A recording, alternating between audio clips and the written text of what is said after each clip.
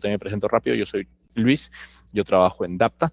Dapta es una compañía que ayuda a empresas pequeñas, medianas y grandes a hacer agentes de inteligencia artificial en voz y en texto.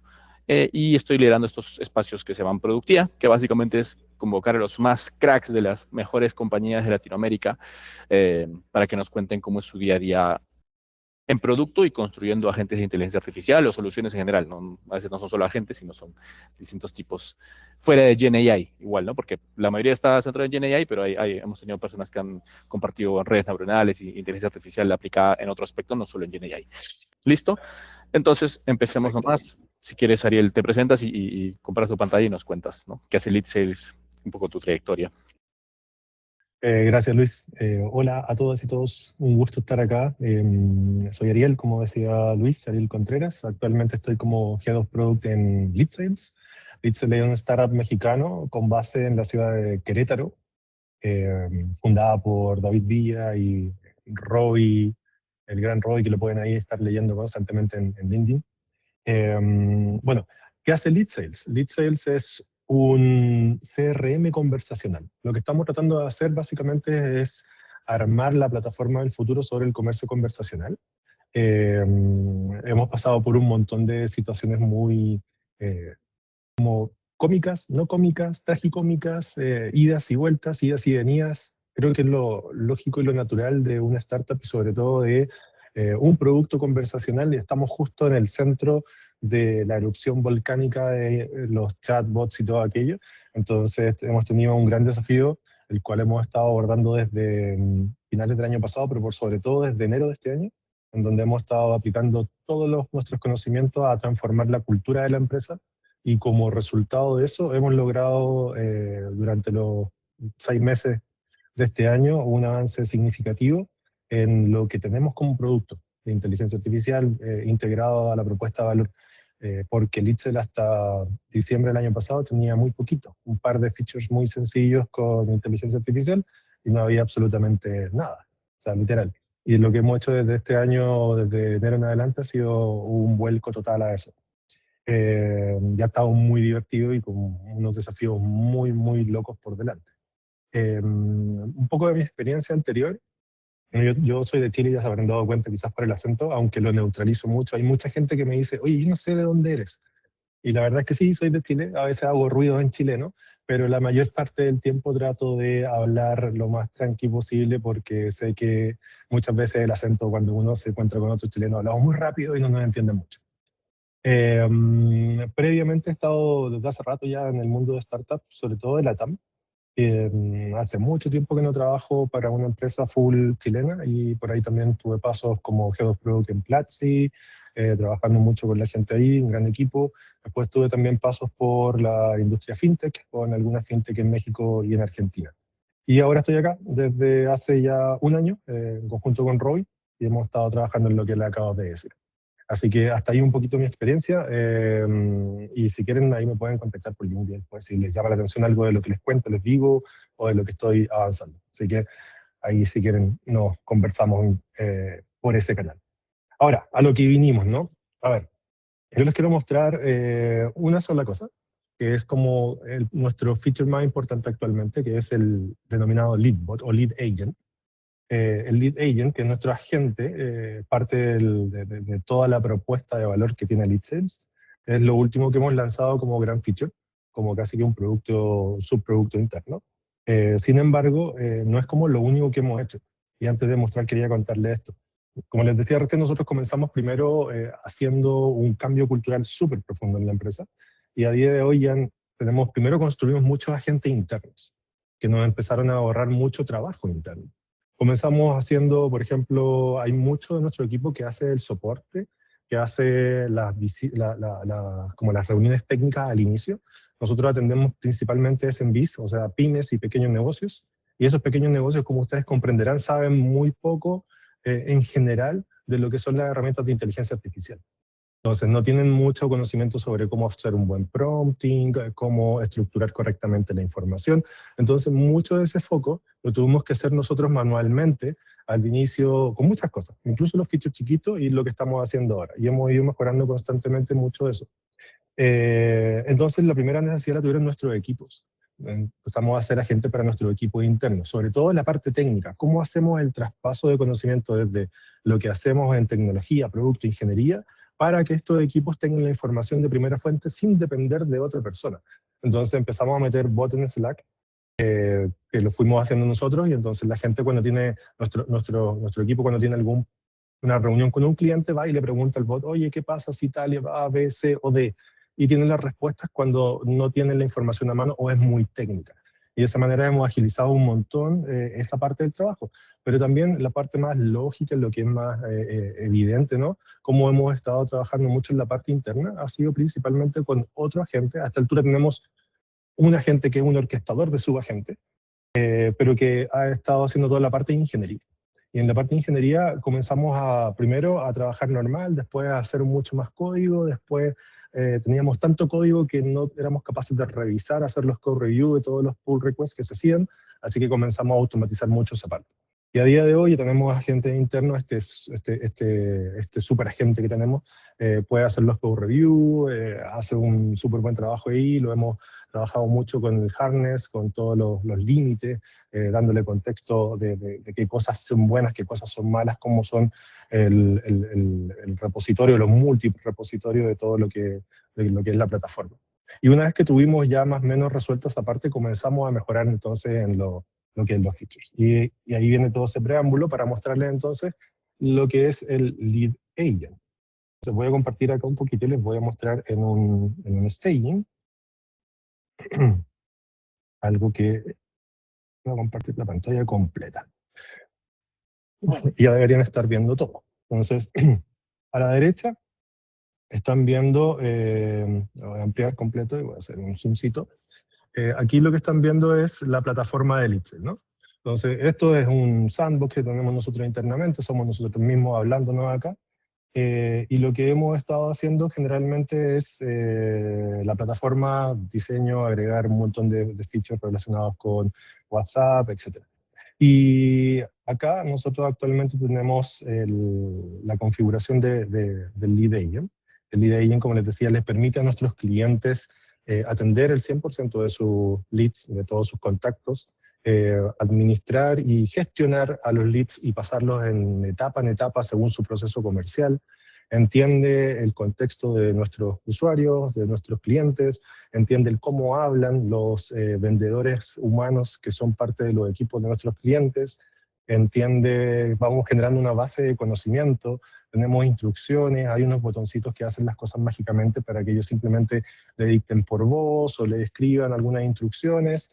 Y nosotros vamos después el sistema va y mejora mucho todo lo que es el prompting. Entonces tratamos de hacer lo más automágico posible toda esa parte para que ellos puedan configurar correctamente todo esto. Entonces no tienen que escribir tantas instrucciones muy específicas. Aún así seguimos mejorando porque la ventana de optimización siempre va a ser muy alta. Cosas interesantes que hay acá es como que pueden marcar cuál es el horario laboral de su equipo humano, entonces de esa manera como la gente atiende 24/7, sabe cuándo hay humanos atendiendo y cuándo no, porque también nuestros clientes pueden marcar, dependiendo de su proceso comercial, en qué momento tiene que hacer el handoff o el traspaso el agente a un humano. Entonces, si por ejemplo ahora 18:42 en México ya está fuera del horario laboral, la gente no le va a pasar a un humano, simplemente le va a decir, mañana te van a atender cuando vuelvan a trabajar y mientras tanto yo te puedo resolver las dudas que tú tengas en este instante. Y podemos generar bases de conocimiento subiendo distintos tipos de archivos como PDF, texto, Markdown, documentos Word, Excel, etc. Y por detrás nosotros, el sistema va construyendo toda esta base de conocimiento y lo va indexando todo para que la gente tenga todo lo necesario para poder, voy a quitar esto, para poder contestar de la mejor manera posible. Y acá tenemos conocimientos por etapas según el proceso comercial, entonces hay una serie de instrucciones que son muy como lógicas para nuestros clientes, la personalidad, que pueden hacerlo personalizado, algunos como preset que tenemos, el nombre, y también tenemos las integraciones que pueden hacer. Y acá al lado hay un pequeño sandbox en donde se puede probar esto. Entonces, voy escribiendo y esto va respondiendo de acuerdo a las instrucciones que tiene acá, ¿no? Esto es muy común, esto lo hemos visto en muchos lados y funciona mucho porque de a poco cada uno de nosotros nos vamos haciendo mucho más familiares con esta forma de entender cómo operan los agentes de este tipo. También a esto le hemos dado mucho énfasis en que todos los procesos comerciales de nuestros clientes pueden ser distintos dependiendo de la industria en la cual trabajan o también en algunas cosas muy particulares dentro de clientes de la misma industria. Entonces, por ejemplo, hemos tenido muchos casos en donde nos dicen, oye, pero es que yo les pido a nuestros clientes en algunos rubros que me manden una imagen de su documentación, de un objeto, de algo, etcétera, y con eso comenzamos. Entonces, obviamente tenemos que hacer esto multimodal y hoy por hoy el lead agent puede recibir una imagen para analizarla y continuar el proceso comercial, una nota de voz, etc. Y de esa manera, hoy por hoy, además de hacer toda la gestión, y hagamos una demostración chiquita. Lo que traigo acá es un demo de una inmobiliaria ficticia. Entonces acá tengo el número, le vamos a hablar, vamos a ver qué pasa. A mí ya me atendió antes. Hola, necesito una renta para mí y mi familia. Entonces yo me estoy contactando con Altura Bienes Raíces, una empresa ficticia que configuré acá, con data ficticia y todo lo anterior, y esto debiese estar acá. Y ya me empezó a contestar el agente. Estoy ya en la etapa de calificación, ya me dio la bienvenida. Tengo aquí algunas cosas, me está preguntando en qué zona de Ciudad de México me gustaría vivir, me da algunas opciones, le vamos a responder que en Condesa. Me gustaría en Condesa, ¿qué tienes ahí? Mientras nos va respondiendo, aquí vamos un poquito más lento porque estoy en el staging, pero les voy contando algunas cosas que nos han pasado con nuestros clientes. Hay muchos de los usuarios de nuestros clientes que no se dan cuenta que están hablando con un AI. Hay algunas personas que no les gusta que el AI diga que es AI. Hay otras que sí. Va a depender mucho de cómo quiera un usuario. Nosotros por defecto tenemos configurado de que si le preguntan tiene que decir por un tema ético, pero si no le preguntan no dice. Entonces hay muchos usuarios que nos dicen, oye, está hablando con una inteligencia artificial, no me di cuenta nunca. Bueno, aquí me respondió, en Condesa tengo un departamento, Art Deco, muy lindo, una recámara, 65 metros cuadrados, pet friendly, en la renta de 28.000 pesos mexicanos al mes. Vamos a ponerle que está justo dentro de mi presupuesto. Tienes una foto del departamento. Y en este minuto lo que está haciendo, seguro va a ir a buscar ahí la base de conocimiento si es que hay alguna foto de esto y me la va a mandar de vuelta acá, o es lo que debería hacer, ¿no? Una de las cuestiones súper interesantes también como no solo construir el harness o los límites con los cuales la gente puede responder, sino que también ir tanteando cuáles son las pequeñas diferencias a través de los distintos evals que tenemos nosotros para que responda de una u otra forma. Entonces, en este caso no me mandó la foto. Me dice, una belleza de espacio, muy bien acabado, pero dime, es solo para mí. Y va a seguir respondiendo. Entonces, acá yo también le puedo enviar una nota de voz, lo va a entender, lo va a responder, etc. Y además, a medida que yo voy, el objetivo que tiene el lead agent en cada uno de nuestros espacios de trabajo es lograr, en este caso, que yo quiera ir a visitar una propiedad. Entonces, él siempre va a tratar de moverme hasta agendar con un asesor. Entonces, hay otras personas que quieren otros clientes nuestros ahí me mandó la foto, que quieren que la persona que está contactándose vaya a visitar una tienda, por ejemplo, alguien que vende cuestiones de decoración. Hay otros que buscan que se haga una cotización. Entonces la gente siempre va a empujar a conseguir la información necesaria para que una persona complete ese paso. Y bueno, mando una nota de voz para que ustedes puedan ver esto también. Uy, estoy un poco apurado, necesito mudarme lo antes posible porque iré a trabajar a Ciudad de México de forma permanente. Le voy a enviar eso. En este caso lo va a recibir, obviamente, lo va a hacer el transcript y me va a responder.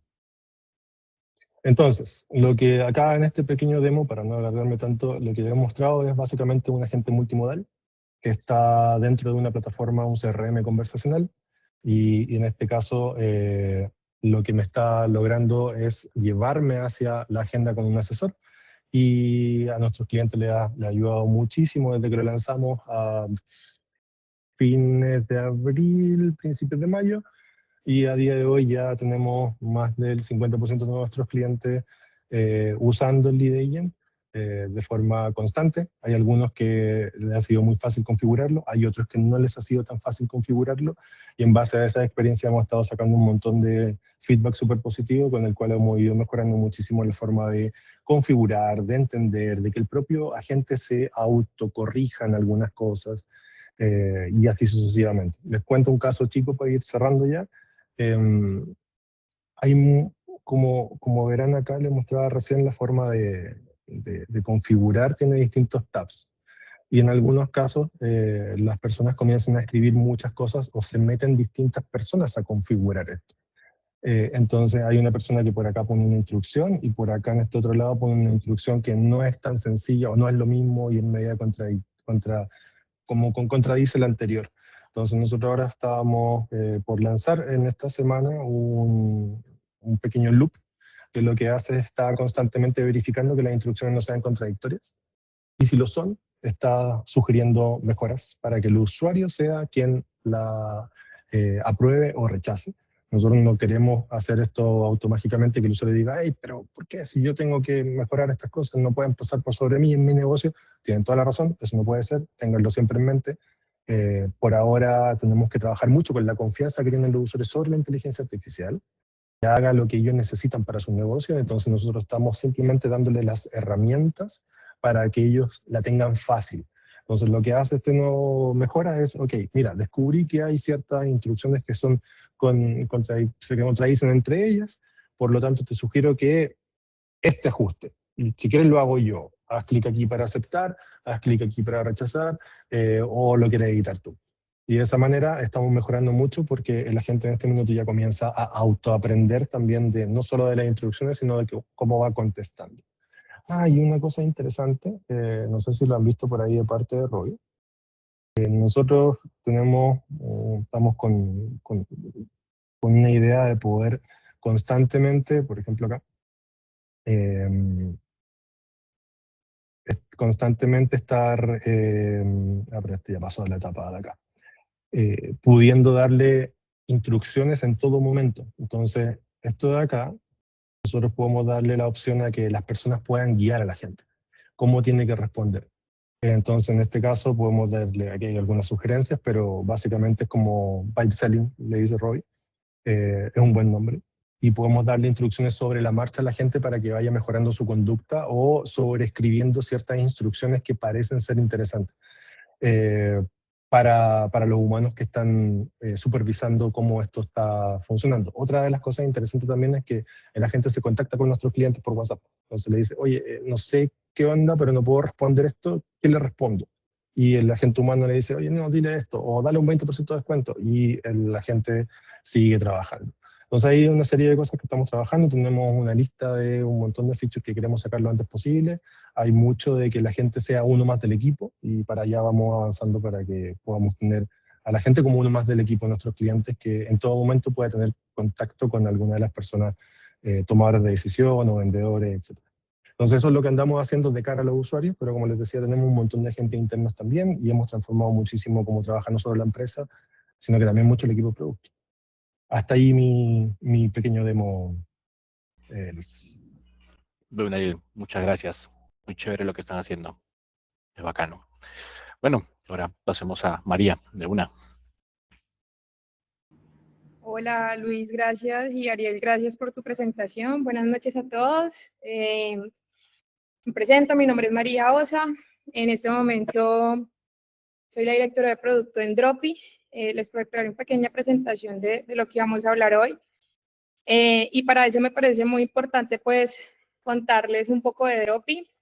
Dropi es la plataforma de comercio electrónico en modalidad dropshipping más grande en este momento de Latinoamérica. Estamos en 22 países. Tenemos más de 1.5 millones de usuarios registrados y tenemos más de 81 millones de órdenes procesadas. Eso pues da cuenta que somos un ecosistema bastante grande, y esto es muy importante y quería empezar con esto un poco como la charla, porque desde que Luis me contactó y me comentó un poquito, hey, vamos a hablar de AI para los products, vamos a hablar un poco de esos casos de uso, pues empecé a pensar bastante bien, bueno, cómo realmente nosotros en Dropi estamos abordando el reto de la AI y cómo eso se traduce internamente también en lo que hacemos en el área de producto. Y empezando con esto, quiero hablarles de que un poco Dropi no es como tal una plataforma, sino que es un ecosistema. Y en ese caso, un poco el reto mío en la dirección de producto de Dropi es poder entender ese ecosistema como el producto. ¿Por qué? Porque internamente somos multiproducto, multiusuario, multipaís, y al final lo que está creando valor dentro de Dropi no es solamente una app o la plataforma principal, sino que es todo ese ecosistema integrado, incluyendo lo que construyen nuestros propios usuarios alrededor de Dropi. Entonces, digamos que a partir de eso, pues el reto de la AI y de cómo nosotros nos pensamos, la AI empieza a hablar más un poco desde el ecosistema. Entonces, digamos que aquí, lo que les mencionaba, tenemos a Dropi como la plataforma central, que es la plataforma core, pero alrededor de eso tenemos unas 5 apps diferentes, otras plataformas spin-off que se conectan a Dropi, y aparte de eso, pues tenemos la tecnología de diferentes proveedores de servicio que también se conectan a Dropi, más lo que nuestros usuarios hacen con la información de Dropi. Entonces, digamos que eso es un reto muy interesante, porque cuando empiezo a reflexionar un poco más sobre pues cuál es el reto de AI realmente dentro de Dropi, digamos que hoy no solamente se trata de construir agentes, sino de cómo nosotros habilitamos ese ecosistema, utilizando un poquito la palabra AI First, pero más bien cómo nosotros dentro de nuestra infraestructura y por lo grande que es nuestro ecosistema, pues nos volvemos unos habilitadores de AI para todas las partes, tanto para nosotros internamente como la operación, tanto en nuestros productos y también como las personas que operan o que usan y se conectan también a Dropi para, digamos, hacer una hiperpersonalización de su propia operación. Entonces, digamos que aquí hablo de 4 puntos muy importantes que me parece a mí que quería mencionarles, y lo primero es cómo estandarizamos la hiperpersonalización, y digamos que ya la AI pues hace este tema de que las personas mismas y nuestros usuarios en particular son muy curiosos, ¿no? Nuestro usuario es un usuario emprendedor, es un usuario muy curioso de la tecnología, es una persona que de una u otra forma está buscando todas las herramientas posibles para poder hacer crecer su negocio a un bajo costo. Entonces hacen que sean casi que unos makers, les digo yo, de la digitalidad. Entonces, ¿cómo yo puedo hacer una estandarización para que ellos puedan al final hacer esa hiperpersonalización, hablando de un ecosistema que está en 24 mercados? Entonces, digamos que cuando empezamos a lanzar, ahorita estamos abriendo todo Centroamérica. Entonces, pues en Colombia hablamos de departamento y ciudad, en México hablamos de estados, y en los diferentes países empieza a haber pues un tema de tropicalización, en donde pues cada gente que tal vez nosotros creemos para un tema muy puntual, pues tiene que empezar a coger unas variables muy diferentes, y cómo eso se vuelve escalable, ¿no? En el sentido de que tengo, en el modelo que nosotros tenemos en este momento, pues es un modelo que se replica, pero al momento de llevarlo a otros sitios, pues tiene que tener unas particularidades en esa personalización. ¿Listo?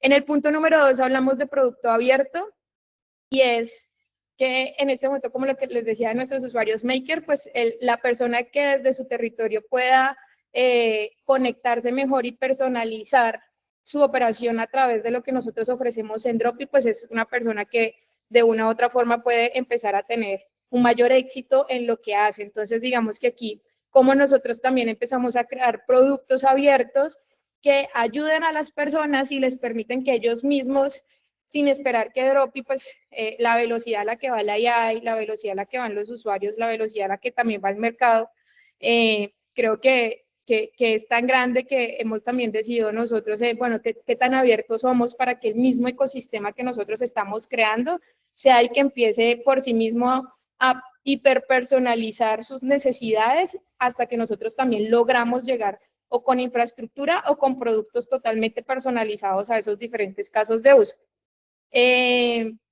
Hablamos sobre el multimodelo por diseño y es que todas las semanas pues están cambiando las cosas, entonces un usuario de nosotros y como estos chicos son muy curiosos, pues todos están haciendo un montón de cosas con un montón de modelos, con un montón de formatos, con un montón de tecnología. Entonces también como nosotros nos adaptamos un poco a esa diversidad, entendiendo que al final nosotros como Dropi terminamos siendo un conector de todo ese ecosistema. Y por último, en esa apertura, ¿cómo somos seguros? Entonces, digamos que antes de ir como a los casos, porque internamente en Dropi hemos venido trabajando, pues, el reto de la transformación de la AI, no solamente a nivel tecnológico, sino en verdad cómo la AI le agrega valor a nuestros usuarios. Quería como hacer este contexto porque un poco entendiendo que aquí la mayoría de personas son products o se están perfilando a hacer products y demás, yo sí creo yo creo que más allá de irnos a la parte técnica también del AI, es muy importante entender pues cuál es el caso de uso y el reto que tenemos cada uno en el producto que estamos manejando. Y por eso quería empezar hoy como contándoles que primero Dropi es un ecosistema y al ser un ecosistema y tener tantas variables, pues digamos que esas necesidades AI para nosotros pues empiezan a hablar un poco más de infraestructura y más de cómo nosotros nos volvemos también habilitadores para que nuestros usuarios generen ese segundo mercado. Es muy chistoso porque ya Dropi tiene un segundo mercado encima de él y tú te vas metiendo y hay un montón de NCPs no formales, hay un montón de skills o agentes o otras plataformas que los mismos usuarios entran y scrapean Drop. Entonces hacen un montón de cosas sobre eso y cómo realmente nosotros nos empezamos a acoplar a lo que el ecosistema nos está pidiendo. Entonces el día de hoy les traje 3 casos que quería mencionarles que me parecen como de los que más han impactado directamente a Dropi. Entonces, 2 agentes que yo les estoy diciendo internos, y es como nosotros estamos usando hoy la AI y los agentes dentro de Dropi como operación, pero también que hemos hecho con la AI como producto. Entonces, el primer caso que quiero contarles es algo que nosotros le hemos llamado Gali, que es un agente o una herramienta que hemos creado para poder llevar a todas las partes de la organización, tanto verticalmente como horizontalmente, la capacidad de interactuar con los datos. Entonces, en la transaccionalidad de Dropi, pues nosotros diariamente recibimos millones y millones y millones de datos y el tema también ha sido internamente, bueno, nosotros como uno democratizamos esa información y sale de los equipos un poco más técnicos a los equipos no técnicos y 2, también cómo regulamos pues esa información. Entonces, con el equipo de tecnología, en un proyecto que estamos haciendo que se llama Sinapsis, que habla de cómo vamos a llevar la AI a todas las partes de la organización interna de la operación, creamos una plataforma, que es esta, con un agente que se llama Gali, en donde le hemos creado diferentes usuarios según el rol, directores, heads y diferentes otros roles operativos, y cada uno puede entrar directamente a esta plataforma que le hemos llamado pues Gali a nuestro agente, en donde pueden interactuar con toda la data en lenguaje natural para entender métricas claves del ecosistema. Esto lo hemos creado también un poco para impulsar todo el tema de los OKRs internos, el tema del el direccionamiento en datos. Entonces, lo importante de este proyecto ha sido, 1, la democratización de la data dentro de la organización, 2, pues ser un poco más costo efectivos también, y 3, que esto es la base de todo lo que hemos estado haciendo internamente para poder incluso llevarle esta información a nuestros usuarios. Entonces, digamos que internamente, si nosotros pensamos a Dropi como ese conector y ese ecosistema, nosotros somos una fuente de datos gigante, ¿cierto? Entonces, más allá de nosotros poder crear un montón de herramientas como que automatiza tu operación, automatiza esto, pues ya con todo lo que tenemos unos datos de mercado, tenemos datos de la operación propia del usuario y del ecosistema de todas las personas que trabajan con Dropi. Entonces, más allá de nosotros decir, bueno, cojamos y empecemos a crear un montón de features internos que ayuden a automatizar, lo que estamos pensando es cómo capitalizamos de la mejor manera esa data para ponérsela a disposición a nuestros usuarios. Entonces, y parte de este proyecto de Gali como analista de datos que hicimos, pues cogimos el LLM y hemos empezado a hacer un montón de transformación desde la ontología, incluso como levantar toda la información de qué significa cada una de las cosas, que creo que ha sido el reto más grande con este proyecto, la unificación ontológica de toda la operación LATAM, para democratizar. Y a partir de eso también esto va a llegar a los usuarios, ¿no? Entonces no es algo como que estemos haciendo solo interno, sino que es algo que va a llegar a nuestros usuarios. Entonces el caso uno interno que les quería mostrar era este, que ha tenido un impacto inigualable, primero habilitando pues la información a los directores y segundo pues en la democratización del dato. El caso número 2 que quería mostrarles también internamente es algo que hemos venido haciendo dentro del área de producto, y es que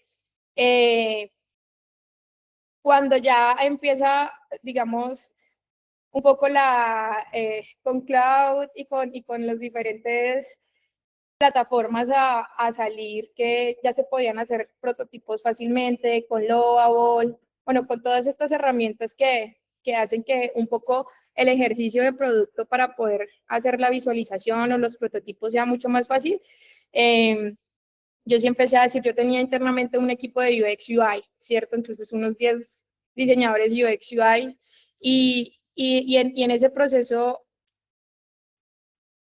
empecé a mirar que efectivamente el reto interno del desarrollo de producto va a ser muy diferente y va a ser muy diferente. Entonces empezamos a hacer una migración de ser diseñadores solamente UX UI a ser product designers, y lo que implica poner la palabra product o el nombre product al lado de diseño.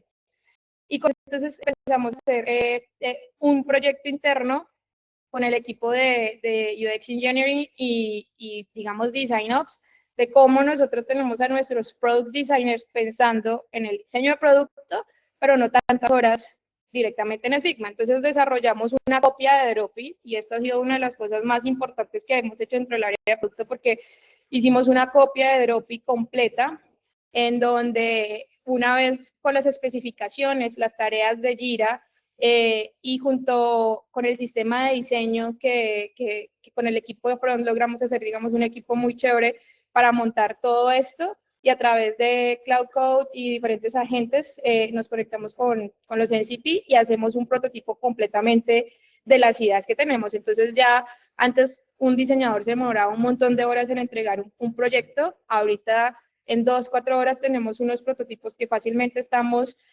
testeando con diferentes áreas.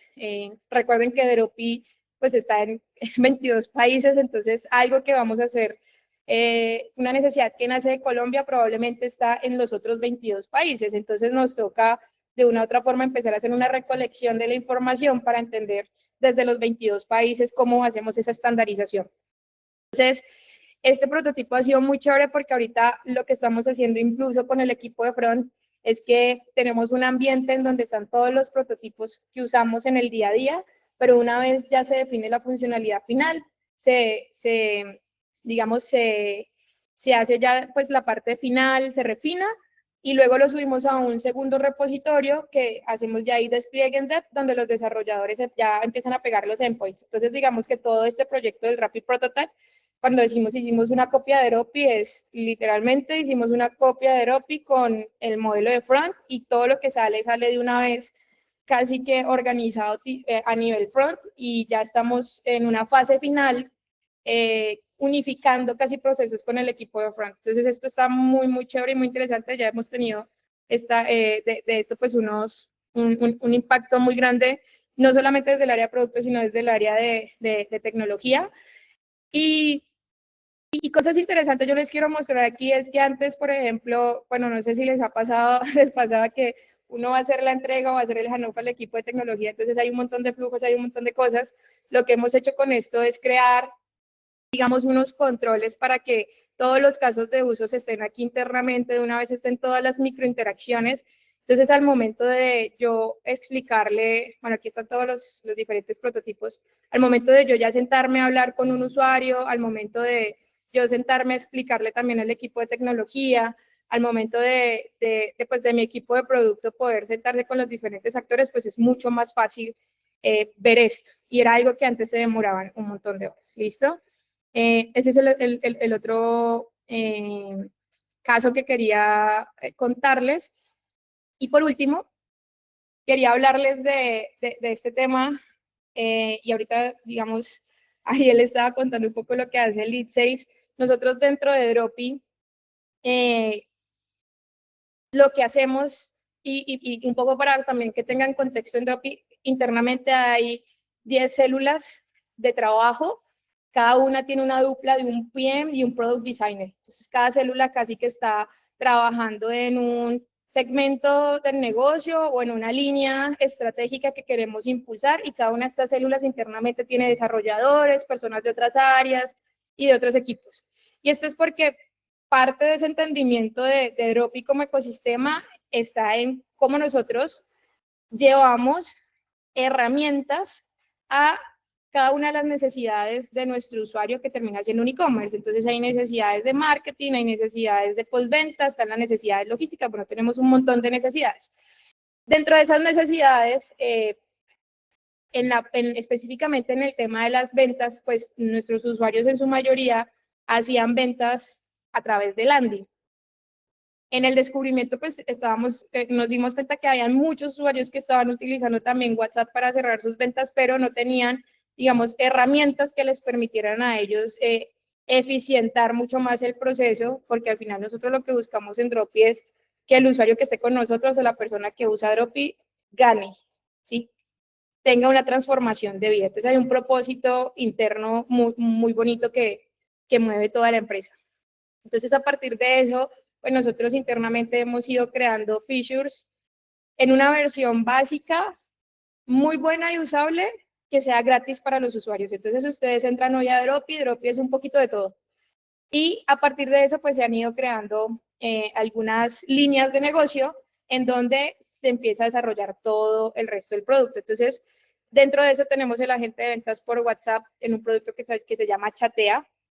En Chatea empezamos a entender la importancia de estos canales conversacionales y empezamos a ver cómo conectamos la información de Dropi con WhatsApp y la AI también como un vehículo para esto. Entonces, internamente, pues antes de que llegara la AI teníamos todo este tema de las automatizaciones, sabemos que era muy importante y empezamos a trabajar con automatizaciones, pero cuando ya llega la AI, particularmente yo creo que lo más importante que hace la AI no solamente es la escalabilidad, sino que trajo la solución a un problema muy grande que nosotros teníamos, y era que el usuario pudiera usar fácilmente la herramienta. Entonces, digamos que con esos flujos automatizados, no sé si todos se acuerdan, tengo así como el chico de Aliens. Entonces, tengo un montón de flujos y un montón de ramitas y un montón de conectores y cosas que se van conectando, pero al momento de yo llevar esto a mi usuario, que es un usuario que está emprendiendo y a pesar de que es una persona digitalmente muy activa, pues termina siendo también muy poco digital. O sea, hay una dicotomía interesante en este usuario. Entonces, lo que hace la AI es que ayuda a que todo se vuelva una caja negra. Entonces, cuando llega este reto de la AI y aparece ChatGPT en el 2022, entonces le digo al equipo y a los directivos como, ven, necesitamos usar esto. Que los usuarios hoy no entienden bien cómo hacer la automatización, va a demorar mucho, pero si yo vuelvo esto una caja negra, al usuario al final no le importa qué sucede adentro. El usuario al final solamente quiere tener un resultado que es una venta. Entonces hicimos una transformación, construimos desde cero este producto, generamos estos agentes que hoy literalmente si ustedes usan Chatea a diferencia de otros agentes de ventas y demás, es una caja negra. Tú solamente entras, escoges el producto para vender, dices más o menos tu precio, te da algunas opciones y ya luego, después de conectar tu WhatsApp, el sistema empieza a vender. Entonces hemos tenido unos casos muy importantes de usuarios que han tenido hasta 1000 ventas diarias solamente con estos agentes ultra personalizados. Recuerden que esto es personalizado a Dropi. Dropi, su primer canal de cierre es el Cash on Delivery. Entonces la mayoría de los usuarios de dropshipping pues no hacen ventas de pago anticipado, sino ventas de pago contra entrega. Eso implica que a nivel ya de la organización de la gente, pues es un caso de uso muy particular para los usuarios de Dropi. Y este es el tercer caso pues que quería traerles a la mesa. ¿Y por qué me parece como importante traerlo? Porque aquí, digamos que dentro de lo que les quiero dejar también hoy en este tema del reto de trabajar con la AI, es que una de mis conclusiones más grandes es que el producto con la AI realmente, creo que la infraestructura técnica es importante. Obvio, relacionarse con la tecnología pues va a ser lo que materialice todo esto, pero en mis conclusiones en este tiempo construyendo soluciones tanto para la operación interna como para nuestros usuarios de todos los países y de todas las empresas, porque hoy yo me encargo como de la alineación de producto de todas estas empresas, es realmente la continuidad conceptual. Entonces miren que el ejemplo que les hacía de Chatea no es un ejemplo de cómo yo uso la AI para automatizar más, sino es, vení, la AI realmente me soluciona un problema de mi usuario, es que el usuario, pues con la automatización normal no lo va a lograr. Yo necesito que lo logre. Entonces la AI se transforma en ese habilitador para que mi usuario lo logre. Y bueno, eso era como los tres casos que quería compartirles hoy. Buenísimo. Mil gracias, María. Bueno, entonces vamos a agarrar unos 15, 20 minutos para poder conversar entre todos. Yo tengo unas preguntas preseteadas, pero si tienen preguntas, por favor, interrúmpeme. A ver, la primera pregunta que les podría decir es, creo que ambos han ya hablado de métricas, pero es como, entonces, en este mundo donde efectivamente GenAI y múltiples tecnologías transversales y de gente haciendo reskilling hacia producto o inclusive dentro de cualquier compañía, ¿cuál creen que cuál es la habilidad puramente humana que hoy considerarían puede ser un superpoder de un product manager o un product designer de cualquier persona que trabaja en producto? ¿Qué creen que puede ser algo que claramente el skill técnico de saber Cloud o saber N8N, saber Cloud o el que venga más a futuro es importante, pero no es lo único? ¿Qué skill creen que es relevante en ese aspecto? Miren, en el proceso de crecimiento de Dropi, estos últimos meses pues, he tenido que hacer un proceso de contratación muy grande, trayendo a diferentes product managers, entonces digamos que en los últimos 3 meses he tenido más de 20 entrevistas y visto un montón de hojas de vida. Y yo creo que una de las habilidades o la habilidad más importante en este momento que yo estoy valorando en los PMs es esa capacidad realmente de hacer una traducción del negocio hacia lo que necesitamos en la tecnología. Yo creo que la AI hoy acelera todo y esto de que las SaaS se van a acabar, pues yo creo que no va a suceder tan rápido como todo el mundo viene diciendo y predicando el apocalipsis, pero definitivamente sí cambió. Entonces digamos que hoy hacer tecnología, hacer código, lanzar una plataforma sin un concepto, sin un valor real, pues es mucho más fácil que hacerlo que antes. Pero cuando el product realmente es capaz de entender su mercado, entender ese usuario y los objetivos del negocio, hacer esa traducción con la tecnología que no es fácil, ¿cierto? Al menos en Dropi hay que articular a miles y miles de personas, nomás el equipo de tecnología son más de 60 personas, el equipo de productos ya somos 24, más los otros 1000 empleados de las otras áreas, y todo el día, los invito a Dropi, todo el día a la oficina de Cali Dropi entran usuarios, escoger toda esa información, condensarla y realmente darle un propósito, ahí es donde para mí está el superpoder. Y eso tiene que ver mucho también como con la visión de cada uno y la personalidad. Entonces, digamos que para cada una de las células, al momento de contratar un PM, digamos que hay PMs que vienen con un background que son diseñadores industriales, otros vienen con un background que son ingenieros de sistemas. Hace poco contratamos uno que es un economista de base. Y cada una de esos backgrounds, pues también generan como una visión diferente al momento de relatar el cuento del producto.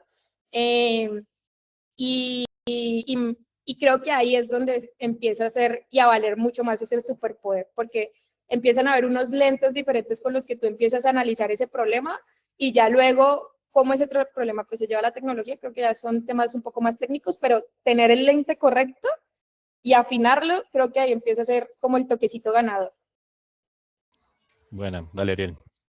Súper, para complementar lo que dice María, con lo cual estoy de acuerdo, yo creo que, a ver, hacer producto sigue siendo volver a las bases de qué es lo que hay que construir. Todavía, no sé para cuándo, cualquier modelo te va a poder decir exactamente lo que tienes que hacer. Y aquí un paréntesis, me imagino que muchos de los que están trabajando le pueden preguntar hacia su modelo favorito, oye, tengo esto, ¿qué debería construir? Y en base a lo que pueda leer de código, de cierto contexto, te va a poder dar sugerencias que parecen ser como, oh sí, eso tengo que hacer.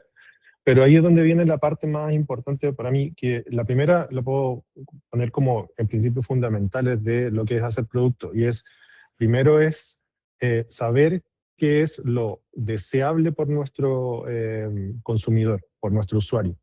Lo factible ya como que desaparece. ¿Se acuerdan de esa diagramita de Venn de hace mucho tiempo de Design Thinking que decía que tenía que ser deseable, factible y viable? Bueno, el factible como que ya con los modelos, out, o sea, se puede, y se puede rápido. El viable también, porque es barato. O sea, si pagas $100 por Claude, te puedes consumir un montón de tokens y hacer un prototipo súper rápido y eso, llevarlo productivo en una semana lo puedes hacer si tienes todo súper claro. Entonces también como que se va, pero la que no se va es la deseable. Es como yo sé lo que los usuarios realmente quieren. No sé si han visto las estadísticas últimamente de cuántas aplicaciones se han lanzado a las tiendas de aplicaciones tanto de Apple como de Google, y es como millones. Y el uso pegado al piso. O sea, nadie usa esas cosas porque hay una carrera, estamos en una carrera de quién hace las cosas más rápido. Y entonces sacar por sacar se transformó como en un deporte. Pero ¿cuál es la propuesta adecuada, la que van a consumir los consumidores de verdad? Ese es un principio fundamental. Y eso tiene que ver mucho con antropología, con psicología, con poder entender realmente cuáles son los dolores de las personas y transformarlo en accionables de producto, de software. Ese es uno. El segundo, que tiene que ver directamente con todo lo que hacemos en el día a día, pero se ve aumentado exponencialmente por los modelos y las herramientas de inteligencia artificial como Codex, Cloud Code, o el Cloud que usen, etcétera, Gemini, bla, bla, bla, es el pensamiento sistémico. Si ustedes no saben lo que es pensamiento sistémico, vayan a averiguarlo ya, porque es algo que se los van a empezar a pedir de una forma estúpida, estúpidamente alta. Si no sabes pensar en cómo armar un sistema de algo, entonces están kilómetros detrás. ¿Y qué quiero decir con esto? Imaginémoslo de la siguiente manera. Hoy por hoy, cada uno en sus labores diarias, ya sea en su trabajo, vida personal, etcétera, ustedes van a tener un problema. ¿Qué es lo que hacemos nosotros como humanos? Vamos a resolver esa problemática. Al resolverla, yo genero una forma de resolverla. Eso es un proceso. Si eso lo comienzo a repetir, entonces tengo un patrón de repetición y ese patrón de repetición lo puedo automatizar. Una vez que automatizo ese proceso, entonces, ¿cómo me quito yo del medio?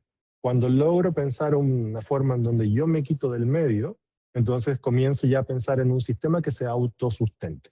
Y ese sistema, a su vez, puede convivir con otros sistemas, que es lo que estaba María mostrándonos sobre el ecosistema de Dropi. Entonces, mucho tiene que ver con cómo poder pensar sistémicamente. Y el tercer punto tiene mucho que ver con aplicar ese pensamiento sistémico a ejecutar soluciones con inteligencia artificial. Y ahí viene la tercera premisa. Y de nuevo, esa premisa yo la puedo traducir como pensamiento computacional.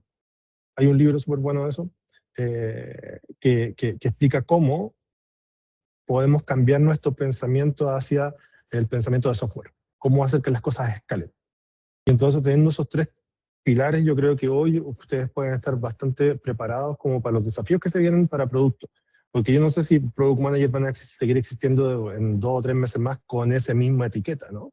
O sea, no sé si leyeron por ahí lo que publicó ayer, antes de ayer, no sé qué día, estoy perdido en el tiempo acá en la montaña, pero el chico de Cloud Code que decía, mira, para mí los perfiles son el que hace prototipo, el que construye, el que revisa el código de las cuestiones legacy, el que corrige las tonteras que hace la inteligencia artificial, y otro más que no me acuerdo. Entonces, ¿cómo nosotros podemos adaptarnos a eso? Y yo pensaba, bueno, yo soy varios de esos al mismo tiempo. ¿Cuáles son los que debería hacer? O sea, prototipo, hago código que llevo hasta producción, voy y hablo mucho con usuarios, entiendo sus problemas y vuelvo al ciclo. Entonces, ¿cuál es el ciclo? Y si se dan cuenta, y ya con esto cierro la primera pregunta, ¿se han puesto a pensar que nosotros podemos autoeliminarlos como Product Managers? Yo lo pienso todos los días, estoy construyendo los sistemas para autoeliminarnos como Product Managers. Parece una locura, pero no lo es, porque al final lo que yo pienso es cómo construir un sistema en donde yo y el equipo mío de Product Managers no sean necesarios, y en donde trabajamos nosotros, en la periferia del sistema, ampliando ese sistema para que ese mismo sistema sea mucho más capaz a medida que avanza el tiempo. Sí, muy buena. Entonces, es muy interesante. Es interesante eso. Yo me estuve de vacaciones la semana pasada, hace 2 semanas, y había un agente que se llama Lucho, que la idea era pues reemplazarme. Mi jefe lo creo, no lo creo yo. Pero es interesante porque hay cosas que uno dice, pues sí, o sea, hay que soltar nomás. O sea, no soy necesario para algunas cosas no está mal, está bien, ¿no? O sea, lo que está mal es que no sepas qué hacer para seguir siendo como que empleable o aportar valor a cualquier empresa, ¿no? Pero listo. ¿Alguien que esté aquí conectado tiene una pregunta? Si no voy yo, pero quiero dar espacio a ustedes.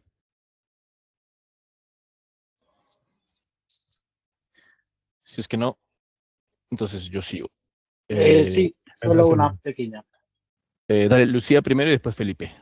Hola, gracias. Ahí tengo una pregunta específicamente en el flujo de Duffy que había mencionado. Yo quería saber cómo es que cambió el rol de Product Designer. Lo que me comentas, llegó un punto en que el prototipo ya no, o sea, un prototipo dejó de pasar a Figma, y bueno, los Product Designers actualmente iteraban directamente en ese prototipo, me parece algo alucinante. Entonces yo quería saber cuál es su rol, porque mayormente pasaban mucho tiempo en Figma editando los diseños para crear esa versionado. Y yo personalmente hablando, ya entendiendo a Ariel, que decía que los product managers llegaban a un punto que se iban a automatizar, y puede que lleguen, porque mayormente hasta cierto punto, si analizamos un poco los procesos que ya determinan los product managers, es más organizar tareas específicas obviamente encontrar el problema principal que aqueja al producto principal, ¿no? O al producto específico. Yo creo que, yo visualizo en un futuro que quizás ya no existan roles separados. Primero, hay una pregunta para María y otra pregunta para ella, así que lo voy a dividir. y, y yo creo que van a existir los builders. Los builders que incluso pueden ver todo el proceso completo, el prototipado, el código y eventualmente la salida a producción del mismo producto. Entonces, primero, María, quería saber un poco el rol del Product Designer, cómo ha cambiado. Y bueno, Ariel, ¿qué piensas de esta visión de los Product Builders? Y bueno, ese es el punto. Bueno, Lucía, gracias por tu pregunta. Mira, yo creo que va a responder un poco a las 2 preguntas con esto, y es que un poco a lo que nos estábamos enfrentando con el equipo de UX UI era un rol demasiado pasivo, por decirlo así. Entonces, digamos que al momento de sentarnos a decirle al diseñador, mira, entonces descubrimos esto y necesitamos esto y demás, pues el diseñador UX UI, un poco lo que nos estaba sucediendo es que estaba muy en su escritorio esperando que le dijéramos qué hacer. Entonces, él estaba ahí esperando, listo, entonces ya estoy aquí preparado con Figma, esperando que me digan qué hacer. Y eso es algo que, obvio, varía mucho entre los diferentes perfiles. Hay personas que son un poco más proactivas, pero fue algo que yo fui notando sistemáticamente en todos los diseñadores. Así hubieran unos más proactivos que otros. Y lo que sucedía es que cuando yo me siento entonces a entender un poco qué es lo que estaba pasando, era que había un factor que yo le estoy en este momento llamando la traducción. Entonces, ¿cuál es la diferencia entre el UX UI y el Product Designer? Es que pues, un Product Designer, un designer entiende UX UI, que es todas ese, digamos, en el T-shape de los skills, pues hay una profundización específicamente en el tema de interfaces, ¿cierto? En las buenas prácticas del usuario y bueno, todo lo que tiene que ver con la experiencia del usuario. Pero no había profundización en el entendimiento del negocio y del producto. Entonces había una brecha gigantesca que yo no podía cubrir con reuniones. Entonces, cuando yo empiezo a ver eso y empieza a aparecer la AI, Lovable, entonces todos los products que internamente empiezan a decirme, bueno, pero yo no me voy a poner a esperar a que el diseñador me haga un prototipo, yo voy y lo hago en Lovable. Voy y valido mi idea, voy y valido mi hipótesis, porque cada vez que me siento con el diseñador UX UI, pues me entrega una cosa diferente a lo que yo estoy necesitando, porque no había esa traducción. Entonces, para mí la diferencia principal, cuando empecemos a poner el nombre product, a mí me parece hermoso, yo pongo product a todo, entonces el servicio como producto, la logística como producto, porque es una manera muy particular de tú mirar lo que estás construyendo en el momento en que agregas valor. Entonces ahí la diferencia entre el UX UI y el product es que entiendes el negocio al usuario y en dónde estás agregando valor. Entonces ya la solución no está simplemente hacer una pantalla, sino que la solución está en cómo yo realmente en lo que estoy construyendo se inserta el concepto del valor y ahí empiezan a entrar otras cosas, entender el growth, entender el negocio y empiezan incluso a borrarse las fronteras. Entonces hoy internamente trabajamos en duplas, Product Designer y Product Manager, pero yo te soy muy sincera, son casi lo mismo, solamente que uno está enfocado un poquito más en research con negocio y el otro está un poquito más enfocado en research con el usuario, pero al final los dos hacen la construcción del producto, un poco para agilizar, pero entre ellos casi que con el Rapid Prototype que tenemos, el PM también entra y hace sus prototipos y ya la diferencia es que uno hace el refinamiento final para entregar la tecnología, pero el proceso del discovery, el proceso de la experimentación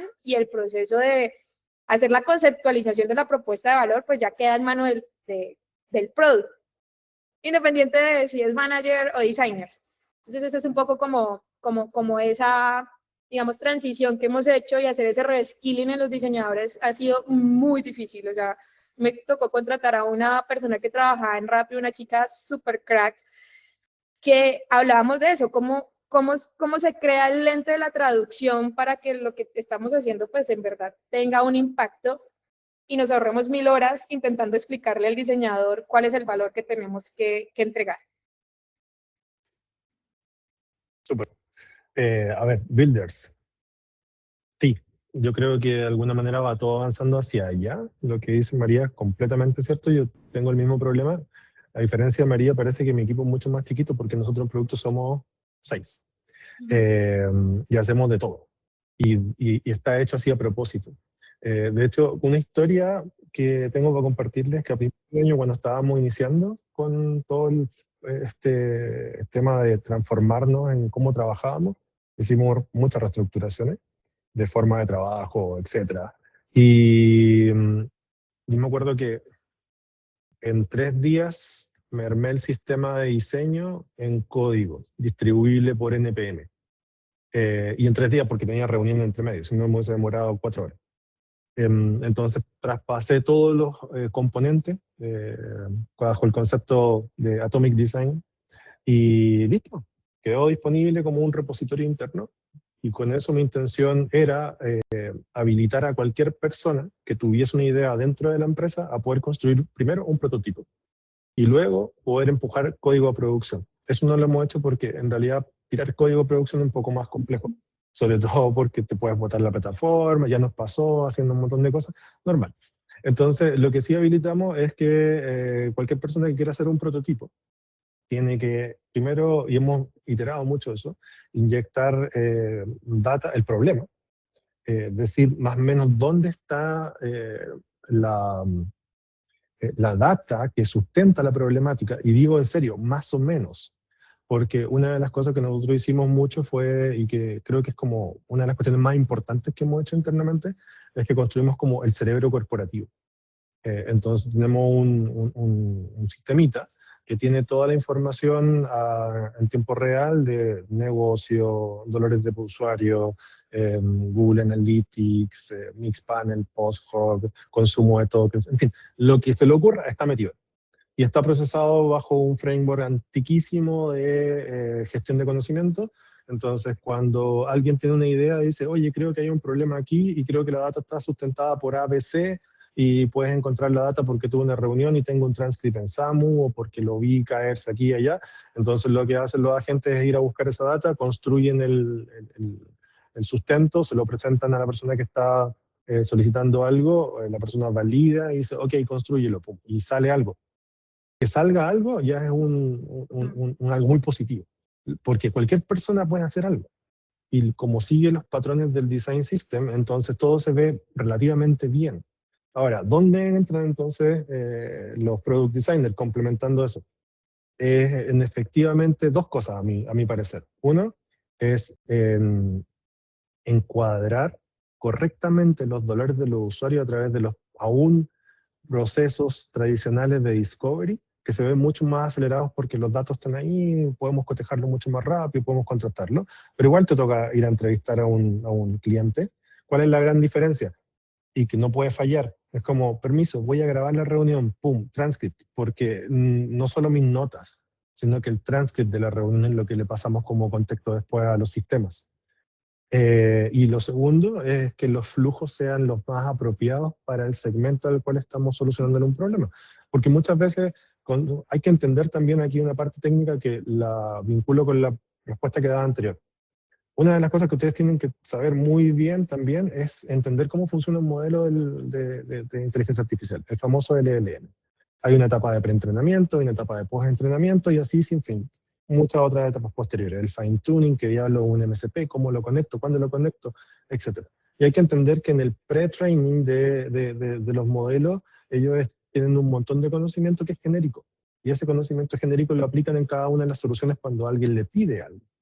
Entonces, muchas veces para un flujo muy específico de algo, te va a lanzar un montón de cosas, de las cuales la mayoría va a parecer lógico, pero cuando tú empiezas a analizarlo en profundidad y en detalle dices, oye, esto como que no le sirve mucho a mi segmento de usuarios, quizás tenga que mejorarlo. Y ahí es donde viene el segundo paso súper importante de los diseñadores. ¿Y cómo estamos trabajando nosotros con Product Designers? Es que ellos están construyendo el contexto de cómo tiene que reaccionar el AI. Entonces, si se dan cuenta, son builders, pero de los sistemas internos que generan el producto final. Entonces, son como muchos loops. Pum, pum, pum. Ya no necesito que un diseñador esté haciendo una interfaz en Figma. De hecho, yo creo que voy a dar de baja Figma pronto. A pesar de que me gusta, pero como digo, ¿por qué tengo Figma si con el Miro cuando queremos hacer un pensamiento rápido funciona, es más barato, todo el mundo lo usa? Y fíjense esto, entonces el Product Designer ya no usa Figma. El Product Designer lo que hace es dibujitos a mano, le pasa la foto a nuestros sistemas con los modelos, ocupa el Design System, pum, aparece una interfaz. Vamos a validar esa interfaz, pum, se construye. Entonces cambia un montón. Y aquí yo de los builders yo creo que sí va, pero con condicionantes. Yo no espero que un builder llegue necesariamente a producción. Por lo que les decía antes, hay muchas cosas que son demasiado técnicas dependiendo de la complejidad de cada software. Y muchas veces si dejamos que todos lleguen a producción, ahí hay un montón de cosas que pueden explotar para mal. Entonces, prefiero que lleguen hasta un punto en donde después esa parte de construir el código final se sigue haciendo con agentes, pero se hace bajo la supervisión de ingeniería que sabe muy bien cómo funciona todo y que garantiza de que la cosa no vaya a explotar, precisamente. De una, listo. Julián. Hola, ¿cómo están? Mucho gusto. Mira, yo tengo una preguntita con respecto a la parte ya de los agentes, no tanto como la parte de producto. Y es que pues ustedes en sus dos empresas están trabajando constantemente con los agentes y especialmente con modelos que pueden ser de diferentes tipos de empresas. Yo no entiendo o quisiera preguntar cómo es el tema que ustedes manejan en términos del presupuesto, tanto para la parte interna como para la parte ya directamente con el contratista o con la empresa que los quiera contratar a ustedes. Me refiero al punto de Chatea Pro, que creo que trabaja en ese proceso de crear los agentes, y del agente propiamente de Lead Sales, porque, digamos, si yo tengo un tipo de agente que lo quiero llevar al mundo como tal, mi duda siempre está en cómo hago que los usuarios no hagan como en McDonald's, ¿sí? Como que le preguntan cualquier cosa y le responden que no tiene nada que ver con la empresa directamente. Y eso pues evidentemente se traduce en un gasto de tokens bastante grande. A ver, básicamente eso es como ponerle el famoso harness. No sé si conocen ese concepto, que es como los arneses, como los tirantes, los límites, ¿no? Entonces, cuando construimos cualquier tipo de agente conversacional, lo más relevante es ponerle esos límites. Eso se hace de distintas capas. La primera capa es la parte más técnica. Es como desde el modelo que va a utilizarse, no sé, puede utilizar GPT, un modelo chino, el que quieras. Cómo va a llevar la trazabilidad de los prompts que van a gobernar el comportamiento general de la gente. ¿Cuánto vas a permitir que las personas modifiquen ese prompt de sistema a través de distintas formas como una variable, etc.? Luego tienes cuántas herramientas o tools le va a diseñar y le va a disponibilizar a tu agente. ¿Cómo va a construir la gente? ¿Si va a ser netamente conversacional o va a ser un loop con un objetivo hasta que cumple el objetivo va a seguir utilizando la herramienta? Y luego tienes también, bueno, en realidad como que eso está todo. Sí, o sea, pueden haber más cositas, pero creo que ahí está todo lo más esencial que hay que diseñar correctamente para que no te responda con una receta de cocina cuando alguien le pregunta cualquier cosa. Entonces, pasa mucho, ¿no? Eso es como que se ve por todos lados de Internet y básicamente eso es porque los límites y el harness no está bien definido. Y son cosas muy sencillas, muchas veces prompting, básicamente. Y aprendan a promptear, porque todavía es necesario, a pesar de que algo nuevo ya es viejo. Entonces, ¿qué tanto de prompting tengo que saber? Lo justo necesario, porque al fin y al cabo, como los modelos a la fecha de corte van mejorando y van conociendo más cosas a través de la fase de preentrenamiento, hoy por hoy si le preguntan a Opus, él sabe todas las técnicas de prompting, que antes uno tenía que leerlas. Entonces simplemente hay que saber como lo general para saber por dónde guiar al modelo y que se autopromptee. Pero básicamente es como, esa es la cosa. No sé si María, tú tienes algo adicional que agregar para que no responda a cualquier tontera. No. Yo creo que con lo que estás diciendo da un contexto muy importante. Yo te voy a hablar particularmente, por ejemplo, en Dropi. Lo que usamos internamente para la operación es un poco diferente para lo que hemos planteado para los usuarios. Entonces, internamente en la operación lo que sí hemos estado haciendo es primero trabajar en una infraestructura, una capa para los datos muy importante para acceder muy fácilmente a ella. Y sobre eso, cada una de las cosas que hemos querido automatizar, lo que estamos haciendo es entender qué parte del proceso puede ser un código y qué parte del proceso pues realmente necesita AI. Y asimismo hemos clasificado las diferentes partes que necesitan AI. Entonces, digamos que unas partes que no necesitamos, digamos, la mayor potencia de los modelos, pues usamos unos modelos un poquito más económicos, usamos modelos de pronto unos chinos, pero ya en las otras partes en donde definitivamente necesitamos que el sistema de pronto aprenda cosas nuevas o procese alguna información nueva para volver a integrarla al contexto interno, pues ahí ya intentamos utilizar unos modelos un poco más, digamos, más robustos que nos permitan solucionar eso. Entonces, con eso balanceamos bastante el tema del costo, porque combinamos parte código, parte modelos chinos muy económicos para tareas muy sencillas y otra parte, pues ya unos modelos un poquito más robustos para, digamos, indexar nuevo conocimiento a lo que estamos haciendo. Por ejemplo, Kali funciona así. Entonces, nosotros estamos usando Amazon Bedrock y ahí internamente, pues, balanceamos entre código y los diferentes modelos. Ya para el usuario, que ahí ya empieza la conversación a cambiar un poco, pues miren, en el caso particular de Dropi, el reto de nosotros es que pues nuestros usuarios y en el modelo de dropshipping es un modelo de flujo de caja, ¿cierto? Entonces, al ser un modelo de flujo de caja, pues nuestros usuarios están buscando las opciones más económicas del mercado también. Entonces, para el tema de Chatea Pro específicamente, como Chatea Pro también hace literalmente como casi recién sale ChatGPT y todo eso, entonces está muy optimizado la gente para los modelos de ChatGPT, primero porque son un poquito más económicos y segundo porque internamente hemos hecho como una infraestructura también de lo mismo, procesar cosas con código y como es un caso de uso tan puntual con Dropi, entonces casi que ya llegan los datos de Dropi muy puntuales y ya internamente el código hace muchas cosas, que el último pedacito es casi que la traducción de lo que me responde el usuario o la traducción de la voz, ya unas cosas muy puntuales. Entonces, casi que internamente es una automatización potenciada con ella en unos puntos para ayudar a que el costo sea muy bajo para el usuario tanto de nuestro producto como del consumo de la IA. Entonces, digamos que ahí sí intentamos ser como lo más abierto y nos ha sucedido como que el usuario es que quiere utilizar un modelo diferente, quiere hacer otras cosas, entonces ahí sí nos ha tocado como ser muy flexibles y internamente pues generar como unas estructuras para pasarle la data al modelo que lo vaya a interpretar y que pues pueda funcionar de la mejor manera. O sea, eso ha sido un reto. Entonces como que intentamos ser flexibles porque el mismo usuario no lo pide, pero pues ahí nos ha tocado crear como infraestructuras al caso de uso muy puntual para que no se vaya a salir de los parámetros. Sí, hay una cosa que puedo agregar adicional, es también el caché.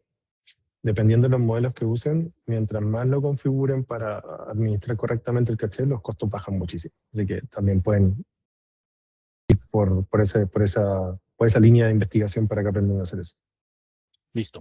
Kenneth, tienes una pregunta. Sí, claro. Hola Ariel, hola María, hola Luis, gran charla. ¿Qué tal, Cadel? Tengo una pregunta con respecto a la chamba donde estoy. Estoy en una startup de salud donde trabajamos para clínicas dentales y hemos creado un chatbot conversacional para agendar sus citas.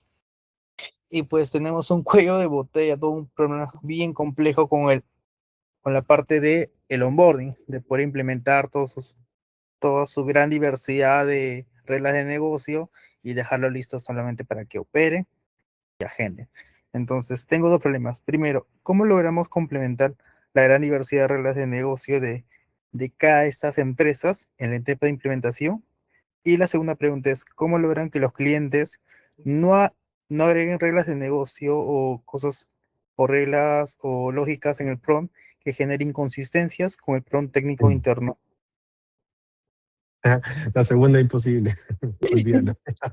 La única es que no dejes que modifiquen el prompt, o sea, vuelven a una caja negra si no quieres que lo hagan. Pero no sé, Sí. Ariel, de pronto ahí creo que puedes aportar bastante. A ver, de la segunda, repíteme la primera, por favor. Claro. La primera es, ¿cómo logro pasar todo sus reglas de negocio en la implementación pues, a las reglas que yo tengo, ¿no? Ok. Bueno. Bien, a ver,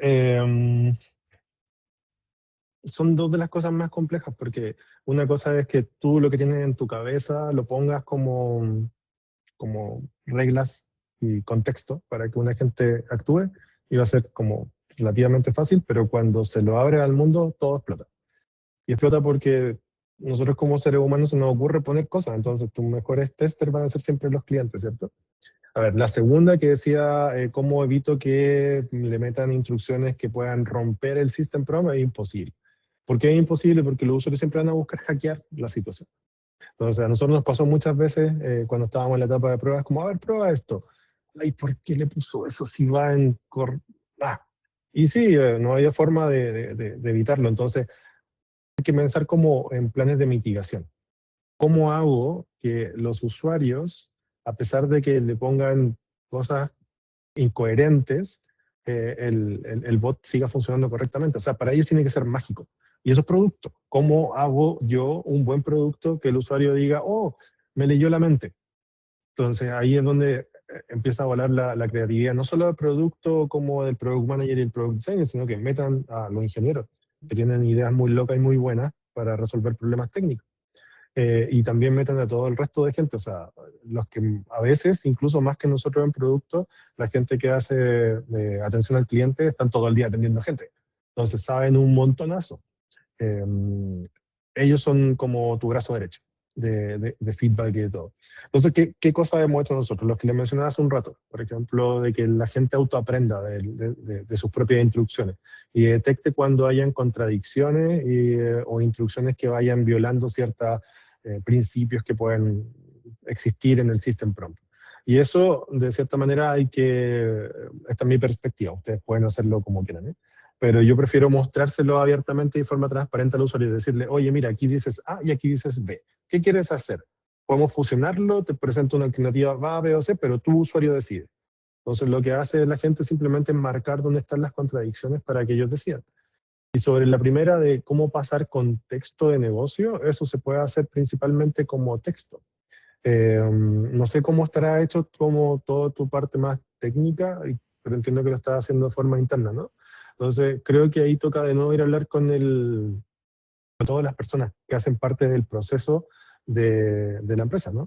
¿Quiénes atienden a las personas? ¿Cuáles son los casos de uso más frecuentes? ¿Cómo la gente pide agendamiento de citas? Si lo hacen telefónicamente o presencialmente, tendrías que ir a observar cómo lo están haciendo para poder replicar todo ese comportamiento en instrucciones de texto.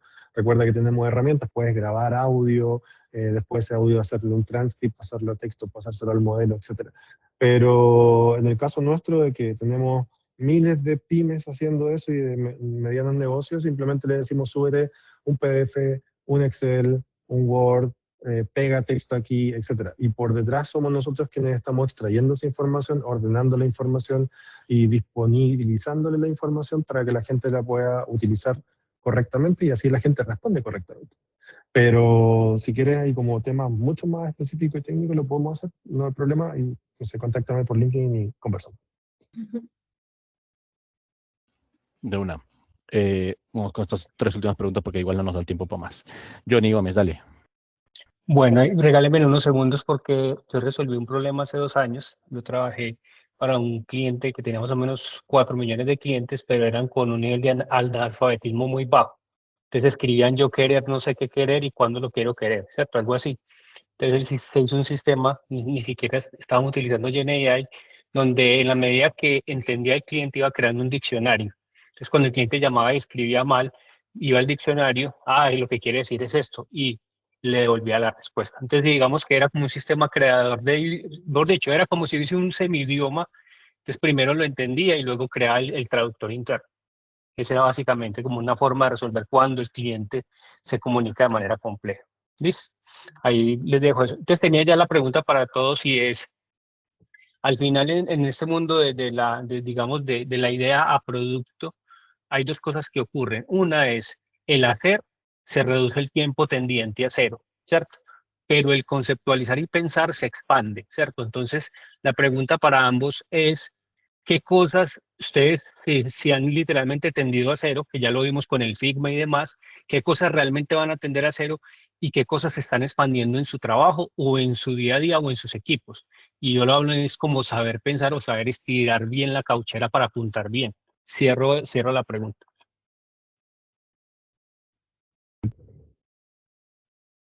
Bueno, yo me voy a aventar yo primero.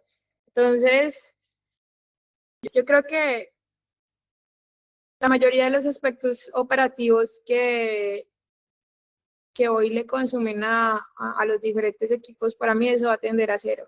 Te voy a dar un ejemplo. Internamente ahorita estamos haciendo un proyecto en donde estamos conectando, nosotros usamos Intercom, estamos conectando Intercom, pero dentro de la plataforma vamos a poner unos botoncitos, unos botones en donde la persona puede dejar su comentario y aparte de eso tenemos las redes sociales y como Dropi es un ecosistema no solo por los productos, sino que en verdad funciona a través de un montón de comunidades, entonces existen un montón de grupos de WhatsApp, Facebook y demás, en donde la gente está todo el tiempo hablando, ya estamos integrándonos a esos espacios para poder hacer una observación de lo que están diciendo las personas y estamos empezando a conectar esto, toda esa información y casi que también automatizar procesos de research con el usuario. Entonces, digamos que a través de la plataforma que usamos para la medición del producto, pues tenemos diferentes tenemos la NPS y tenemos CSAT en los features y en las, digamos,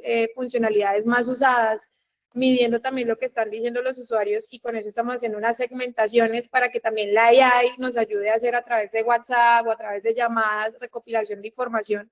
Entonces yo creo que toda esa, digamos, recopilación de la información, incluso el procesamiento de los primeros insights que nos dé toda esa información, para mí eso va a tender muy a cero. Entonces digamos que hoy con las herramientas que hay de AI, pues cuando el equipo a mí me dice un poco, es que me demoré un montón haciendo el research con los usuarios, pues yo le digo, ¿en dónde estuvo la demora?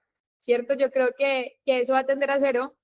Y en todo lo que sea ultra operativo, hacer transcripción, analizar ciertos datos, recopilar la información, tenerlo todo en un mismo sitio, pasar a los prototipos rápidos, incluso en temas de decisiones estratégicas, algunas cosas ya con el mismo contexto, la AI le puede ayudar a uno a direccionar algunos temas, pero yo creo que lo que no va a cambiar es esa,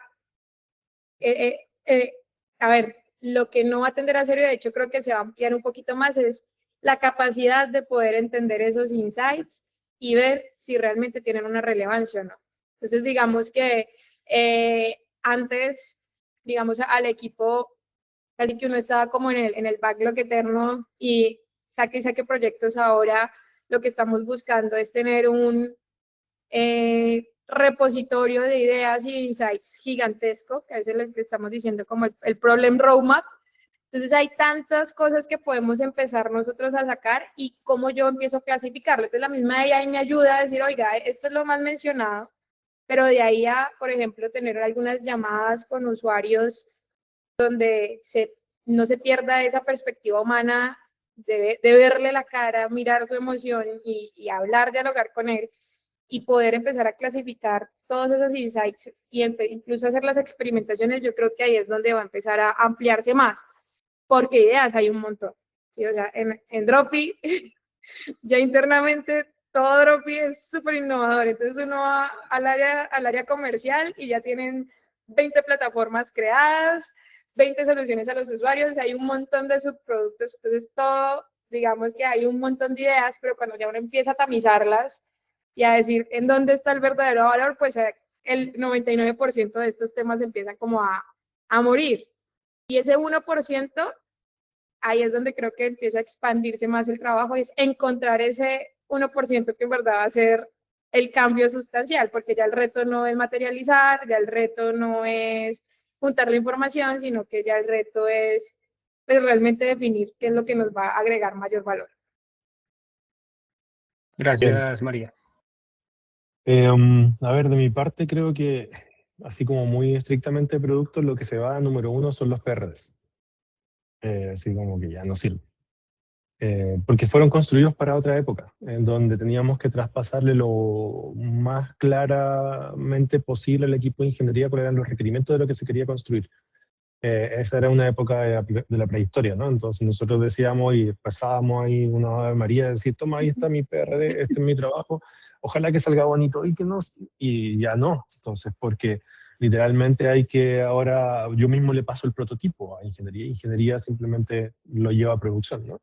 Yo que no necesariamente tengo los mejores conocimientos en diseño, etc. Entonces ese sí va de salida.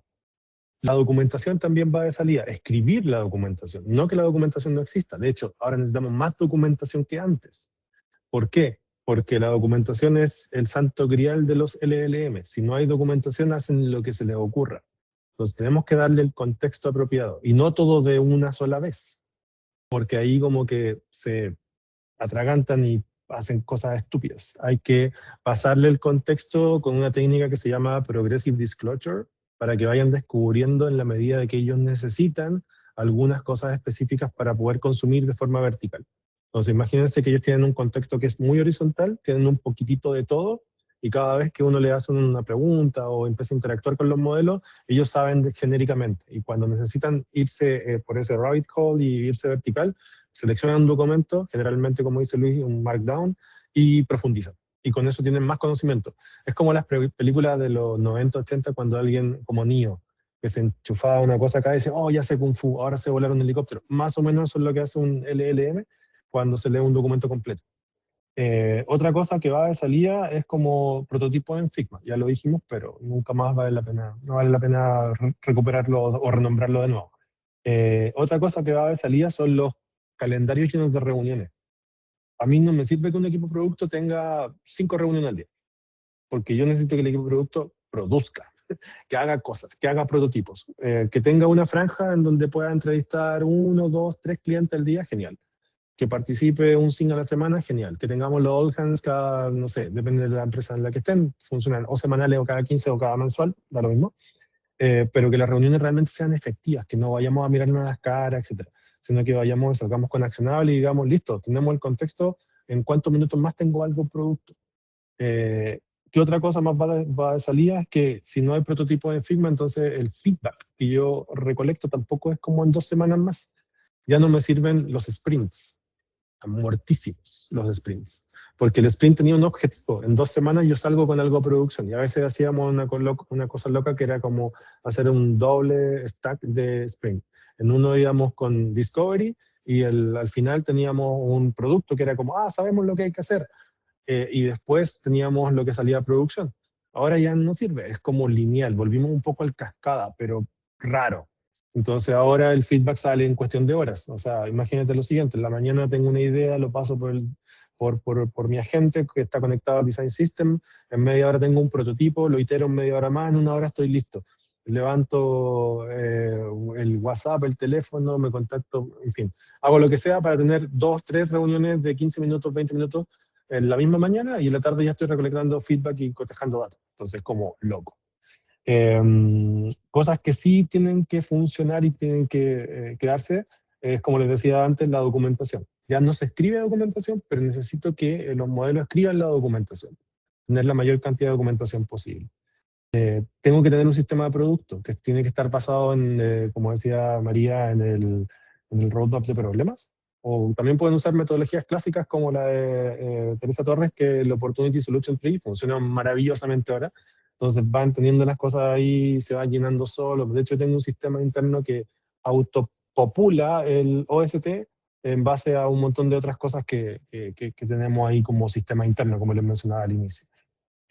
Algo que no se va y que está en aumento, entender empáticamente al usuario. Si no voy a estar pegado en 5 o 6 reuniones al día, entonces tengo que ponerle el 200% de las reuniones que tengo con los clientes. Ser súper empático, entender, generar como esa complicidad con ellos para poder obtener la mayor riqueza de la entrevista que pueda tener. Otra cosa importante, tengo que entender de forma absurda el negocio de la empresa en la que estoy trabajando. Absurdo. Y eso es muy, muy importante ahora. Siempre había una dicotomía o un problema entre, yo no sé cómo lo que hago en el día a día le pega a las métricas de negocio.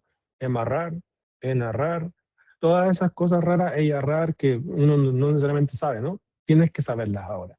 ¿Por qué? Porque es súper fácil hacer la unión de esta cosa súper abstracta y compuesta arriba con lo que yo hago en el día a día. Entonces, ahora simplemente pregúntale a tu asistente cómo, con lo que hago yo, a qué métrica le pego. A retención, adopción, al onboarding, aquí y allá, y después de esos objetivos de producto, a qué métricas de negocio están asociadas. Entonces se pueden construir un sistema de stacks, de capitas, desde lo que hace producto hasta cómo le pega el negocio. Y eso es muy, muy importante y eso va así, pero hacia arriba. Por último, 2 cosas que ya los mencioné un poquito antes, que eran los principios de UX. Si vamos a andar construyendo prototipos, tenemos que saber de UX. Si yo no sé de UX, me toca estudiar UX. Léanse artículos, vayan a ver alguna de sus academias favoritas, pero aprendan sobre flujos de usuario, experiencia de uso y cómo los humanos entendemos las interfaces, porque además están cambiando. Yo no sé qué va a hacer mañana. Interfaces cerebrales, estamos hablando con chats, los botoncitos se usan menos, entonces la cosa está loca, va cambiando mucho. Y por último, lo que le mencionaba antes también, los pensamientos sistémicos a través de cibernética, sistemas complejos y un concepto que a mí me gusta mucho que se llama autopoiesis, de un filósofo, biólogo chileno, Humberto Maturana. Léanlo porque les va a hacer así la cabeza, porque ahora se puede. Qué pena, antes de pasar a la siguiente, Luis, ahí quiero retomar un puntico que dijo Ariel que me parece fundamental y es el tema del conocimiento del negocio. Y se los quiero resaltar también a todos porque digamos que parte de esta discusión de se fusionan los roles, entonces ya no es el builder, pero es el product designer, pero es el PM y realmente quiénes son. Algo que nos ha sucedido internamente en Dropi es la articulación con la visión de crecimiento. Entonces, digamos que una de las cosas internas y un poquito de pronto más radicales que estaba haciendo dentro del área de producto es que yo le digo a todos los products, tanto managers como designers, que nosotros somos un área de product growth. Y eso significa un montón de cosas, porque entonces ya no solo tienes el lente de crear el producto con el usuario y todas estas otras cosas que hemos venido mencionando de la usabilidad y demás, sino que en verdad ya tienes un lente de crecimiento y ese lente de crecimiento empieza a hablar del conocimiento de esas métricas. Entonces, todas las personas que empiezan a entrar y cada cargo nuevo, como que en el proceso de selección, pues uno primero chulea, bueno, tiene todas estas habilidades técnicas, ahora, ¿cuáles son esas habilidades de entendimiento de negocio? Y parte de la especialización en el momento en el que tú entras a trabajar en una empresa es qué tanto también puedes profundizar en el entendimiento, uno, de la industria en la que estás y dos, de el crecimiento del propio negocio. Porque sin esos dos aspectos, pues puedes tener un montón de conocimiento de producto y un montón de cosas, pero pues no va a haber ese match, esa traducción final. Entonces, digamos que quería profundizar un poquito de eso porque internamente nosotros lo que estamos haciendo es tener muchas capacitaciones en growth y en todo lo que es la visión Product Growth Lead y prácticamente que el nombre que nosotros, o sea, con el área de growth, casi que nos hemos fusionado internamente y nos estamos denominando es un equipo de Product Growth. Y todo lo que representa también hacer eso, porque no es solamente hacer un feature, sino que en verdad eso, qué crecimiento tiene. Y ahí viene toda también la transformación mental del mismo equipo de, bueno, vamos a hacer el weekly, pero primero empieza con tus métricas y cuáles son las estrategias de crecimiento que estás haciendo con el producto para impactar pues realmente esos objetivos de negocio. Creo que ahí gracias Ariel por mencionarlo y quería como hacer esa expansión porque el product growth para mí realmente va a ser esa termina siendo esa materialización real del builder, más el negocio, más todo lo que estamos haciendo con la AI. 100%. Bueno, ya para ir cerrando, vamos, Mauricio, dale. Mauricio y Felipe y nos vamos. Buenas noches a todos, muchas gracias por el conocimiento que nos están regalando. Bueno, yo trabajo, o bueno, hago parte de Dropi, como tanto dropshipper como proveedor. Y actualmente estoy organizando un segundo cerebro o un cerebro de mi negocio, desde la parte de análisis de producto, importación, creativos, campañas, ventas y distribución. Básicamente es de lo que yo me encargo en mi trabajo como e-commerce y estoy buscando que todo ese flujo sea lo más posible, se pueda automatizar de la máxima forma posible. Entonces, ahorita lo que me empezó a mover todo esto fue la actualización de Cloud y cómo se integró con Meta, de que ya me crea campañas en segundos. Bajo todo este modelo y toda esta cadena que llega, tengo un problema con Dropi y con Chatea Pro. ¿Por qué? Porque no puedo automatizar mi flujo, no puedo descargar la información automáticamente, todos los reportes, y pues me toca hacerlo de forma manual. Yo tengo una persona encargada de logística y pues ella es la que se encarga de hacer los reportes diarios y pues la idea es que ambos podamos trabajar para que pues el tiempo se pueda optimizar de la mejor forma posible. Entonces ahí viene mi pregunta, especialmente para María, y es si Dropi tiene alguna integración oficial, pública o privada, como un MSP o un CLI, para poder pues usarlo y poder como finalizar esta automatización o cerrar el círculo. Bueno, pues primero Mauricio, súper interesante encontrarnos acá. Me llevo el request para hablarlo mañana con el equipo, mentiras. Mira, hasta el momento Dropi, parte de todo lo que hemos venido construyendo es esta idea caja negra, porque la mayoría de nuestros usuarios son personas que apenas se están enfrentando al ecosistema. Pero internamente, todo eso que estamos haciendo, por ejemplo, lo que mostré al inicio de Gal y demás, son la organización de la infraestructura para terminar de disponibilizar toda esa información. Entonces, digamos que en camino, si viene un NCP y viene un tema de regulación de APIs, ¿cierto? Internas, para poder entregarles información de la personalización para que los usuarios más experimentados como tú, Mauricio, pues puedan hacer el desarrollo de su e-commerce. Y yo creo que eso ha sido lo que nos ha ocupado internamente los últimos meses también, porque yo creo que aquí, más allá de hablar de Dropi y entrando al tema del producto, uno de los retos más interesantes que yo veo acá es no solamente cómo disponibilizamos la data, sino cómo nosotros como producto no perdemos nuestra relevancia hacia el usuario, ¿cierto? Y es un poquito también como esa discusión, y es cómo no me vuelvo simplemente un feature de cloud, sino cómo yo sigo manteniendo la atención de mi usuario en la plataforma. Y ahí de ahí hacia adentro la discusión tiene un montón de cosas, como empresas que toman la decisión completamente de volcar todo su producto a ser un feature de cloud, y obvio simplificando, cuando digo feature de cloud, porque hay una simplificación total de ese concepto, versus cómo yo empiezo también a entregar todas estas herramientas y no pierdo esa, digamos, relevancia. Y segundo, pues todo el tema de infraestructura y ciberseguridad, porque en Dropi la transaccionalidad es muy grande. Entonces, digamos que una orden, pues nosotros hacemos 3.2 millones de órdenes mensuales en todo LATAM. O sea que diariamente estamos recibiendo más de 100.000 órdenes, y cada una de las órdenes internamente tiene una actualización de estado de unos 20, 30. Entonces eso empieza a sumar más un montón de otras cosas que pasan internamente, más todas las otras plataformas que se conectan. Entonces, pues, digamos que en escalabilidad de infraestructura, internamente ha sido un reto también de cómo disponibilizamos toda la información para seguir fomentando esa capa. Tú eres parte de esos makers intrépidos que son nuestros usuarios en la digitalidad.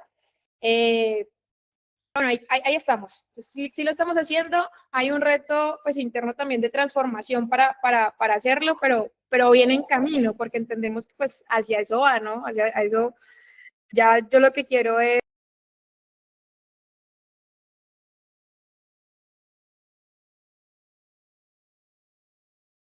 experimentados. Buenísimo. No, Felipe tenía una pregunta, pero acaba de bajar la mano, entonces como que eso es, estamos all set. Bueno, muchas gracias, nos hemos pasado el tiempo ya por mucho. Entonces nada, Ariel, mil gracias por tu tiempo, gracias por explicarnos tantas cosas, por compartir el conocimiento. María, una crack total, increíble, en verdad, muy, muy chévere todo lo que nos han contado. Pues clases que deberían estar dar en MBAs ya mismo y no las vainas que se dan, ¿no? Pero buenísimo. Bueno, maestrías de lo que fuese. Mil gracias. ¿Palabras finales de alguno? Pues primero a todos, gracias. Segundo, Ariel, súper chévere conocerte, que nos encontráramos por acá. Conozco Lead Sales desde que salió. Yo en el mundo del e-commerce muchos años, entonces creo que conozco la mayoría, y entre esos he usado Lead Sales. Entonces es muy interesante lo que estás haciendo con la transformación de ese producto. Y a Luis también, muchas gracias por abrir estos espacios.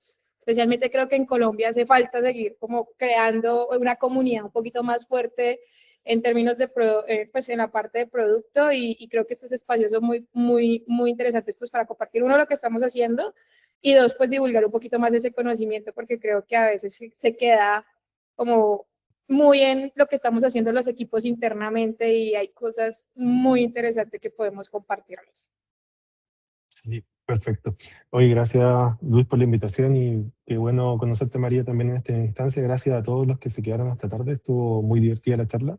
A mí me preocupa algo, y es que veo que la brecha entre la gente que está montada en AI de verdad con los que están recién empezando es muy grande, y se está haciendo más grande cada vez, y eso sin considerar a los que todavía rehúsan usarlo.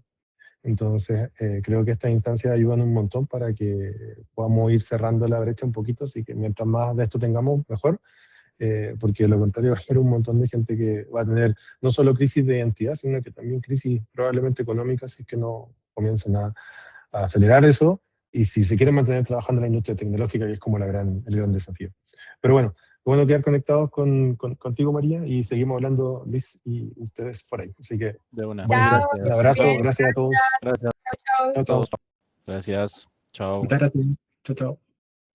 Chao.